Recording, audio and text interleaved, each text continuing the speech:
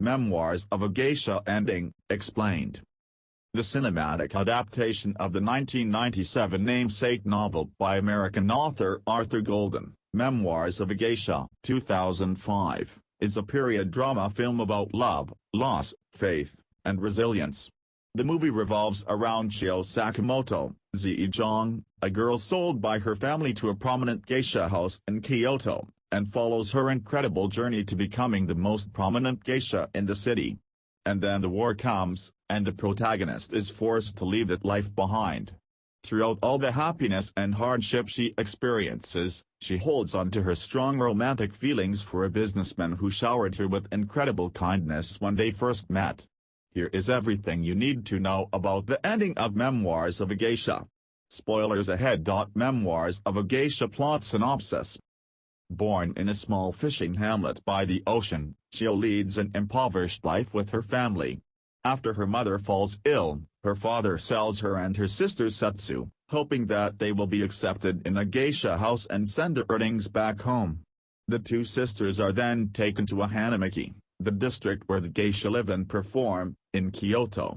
After Auntie Tsai-chen, one of the residents of the Nida Okaya, sees both sisters, she only selects Chio. And Setsu is subsequently taken to a brothel. Chio meets Kyoko mother Nida, Momoe, the current proprietor of the Okaya, and her predecessor, grandmother, Kotoko Kawamura. Chio's initial rebellious phase begins to wither away as she learns that there is little chance of finding her sister in the maze of tiled roofs that is the hanamaki. She finds a friend in Pumpkin, Yikuda, a girl of her age, and an enemy in Hatsumomo, Gong Li, the sole active geisha of the Okaya and one of the two most prominent geisha of the city. Hatsumomo becomes jealous of not what Chio is now but what she can potentially become. Chio enrolls in a geisha school, formally beginning her training. However, following a failed attempt to escape from the Okaya and flee somewhere else with her sister, Chio's position in the Okaya is reverted to a maid again. She learns that her parents are dead, and her sister has managed to escape. The narrator of the film, a much older version of Chio, informs the audience that she never saw her sister again. One day, on a bridge over the river Sunagawa, she encounters Chairman Kent Watanabe, who, after seeing her crying, buys her a shaved ice cone. The meeting leaves a deep impression on Chio. She keeps the handkerchief that he gives her and visits a nearby shrine to pray to the deity for her to become a geisha and meet the chairman again. Memoirs of a Geisha Ending. Do Sayori and the chairman end up together?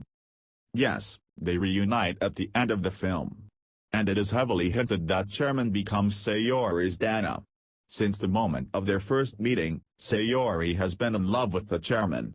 As she tells him, every step that she has taken in her life has led her to him. Their second encounter occurs when Sayori is still serving as the maid at the Okaya. As the chairman later reveals, he recognizes her during this meeting and becomes interested in her.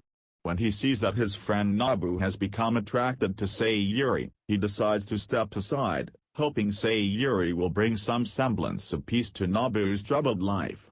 After the war, when Nobu reaches out to her for help, Sayori agrees to his proposition because she hopes to see the chairman again. She goes back to the city and reunites with Pumpkin and Memo and convinces them to help her. Nobu has asked her to entertain the U.S. Colonel Derek's, Ted Levine, who can allocate a contract to Nobu and the chairman's company. They all fly to the Amami Islands, where Sayori initially rebuffs Derek's advances, telling him that a geisha is an artist. However, she later tries to use him to quash the romantic feelings that Nobu has for her. She has asked Pumpkin to bring Nobu while she, Sayori, is intimate with Derek's. Instead, Pumpkin brings the chairman, who, after seeing her with Derek's, promptly leaves. Sayori and the chairman reunite in the film's final scenes, and the latter confesses his feelings for her. As they walk together around the tea house garden, the narration of the older Sayori gives hints about their future. During their first meeting, we learn that the chairman has children. His wife is most likely alive because it would have been probably explicitly mentioned if she weren't. So, when the narrator says, to a man, geisha can only be half a wife, she is likely reflecting on her happy ending with the chairman. It's not as absolute as it often happens in other romantic films. But then again, she never desired a happy ending. At the shrine, all those years ago, she prayed to be Geisha and to see the chairman again, and she has gotten all that she wished for. Why does Pumpkin betray Sayori? When Sayori sees Pumpkin after the war, the latter has undergone drastic changes.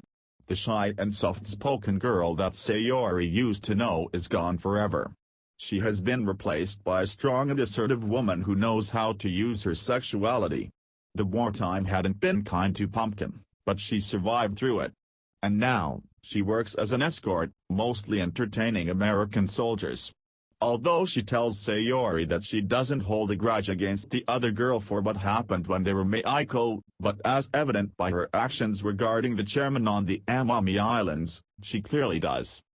Why does Memo help Sayori? Memo's involvement in Sayori's life ends up drastically changing it. It's through Memo's clever plotting that Sayori becomes the greatest geisha of Kyoto.